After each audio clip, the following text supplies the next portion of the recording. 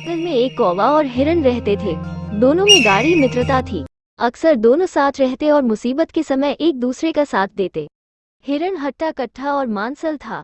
जंगल के कई जानवरों उसके मांस का भक्षण करने लालायत रहा करते थे, किंतु जब भी वे हिरन के निकट आने का प्रयास करते, कौवा हिरन को चौकन्ना कर देता और हिरन कुचाले भरता हुआ भाग खड़ा होता। जंगल में रहने वाली एक लोमड़ी भी हिरन के मांस का स्वाद लेना चाहती थी, लेकिन कौवे के रहते ये संभव न था।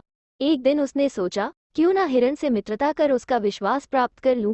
फिर किसी दिन अवसर पाकर उसे दूर कहीं ले जाऊंगी और उसका काम तमाम कर दूंगी। तब जी भरकर उसके मांस का भक्षण करूंगी। उस दिन के बाद से वो ऐसा अवसर तलाशने लगी जब हिरन अकेला हो और कौवा उसके आसपास न हो। एक दिन उस वह अवसर प्राप्त हो ही गया। जंगल में उसे हिरन अकेला घूमता हुआ दिखाई पड़ा, तो धीरे से उसके पास पहुंची और स्वर में मिठास घोलकर बोली, मित्र, मैं दूसरे जंगल से आई हूँ। यह मेरा कोई मित्र नहीं है, तुम मुझे भले लगे। क्या तुम मुझसे मित्रता करोगे? मैं तुम्हें जंगल के उस पार के हरे भरे खेतों में ले चलूंगी। वहाँ तुम पेट भरकर हरी घास चरना। हिरन लोमड़ी की मीठी बातों में आ गया और उससे मित्रवत व्यवहार करने लगा। उस दिन के बाद से लोमड़ी रोज हिरन के पास आती और उससे ढेर सारी बातें करती। एक दिन कौवे ने हिरन को लोमड़ी से बातें करते हुए देख लिया। उसे लोमड़ी की मंशा समझते देर न लगी। लोमड़ी के जाते ही वह हिरन के पास गया और उसे चेताते हुए बोला, मित्र, ये लोमड़ी दुष्ट है। इसकी मंशा तुम्हें मारकर खा जाने की है। प्राण बचाने हैं तो इससे दूरी बनाकर रखो। हिरन बोला, मित्र, हर किसी को शंका की दृष्टि से देखना उचित नहीं है। लोमड़ी सदा मुझसे मित्रवत रही है।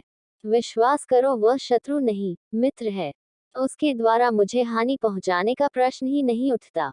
तुम निश्चिंत रहो। हिरन का उत्तर सुनकर कौवा चला गया, किंतु उसे लोमड़ी पर तनिक भी विश्वास नहीं था। वह दूर से हिरन पर नजर रखने लगा। एक दिन लोमड़ी ने देखा कि मक्के के एक खेत में उसके मालिक ने मक्का चोर को पकड़ने के लिए जाल बिछा कर रखा है। हिरन को फंसाने का यह एक सुअवसर था।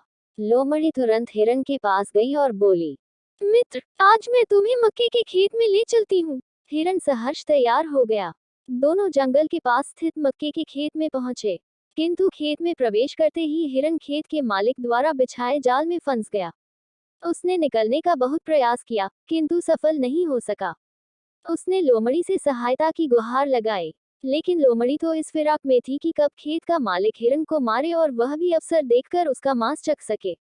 उसने हिरन को उत्तर दिया, इतने मजबूत जाल को काटना मेरे बस की बात कहाँ। तुम यहीं ठहरो, मैं सहायता लेकर आती हूँ। ये कहकर लोमड़ी खेत के पास ही झाड़ियों के पीछे छुपकर खेत के मालिक के आने की प्रतीक्षा करने लगी।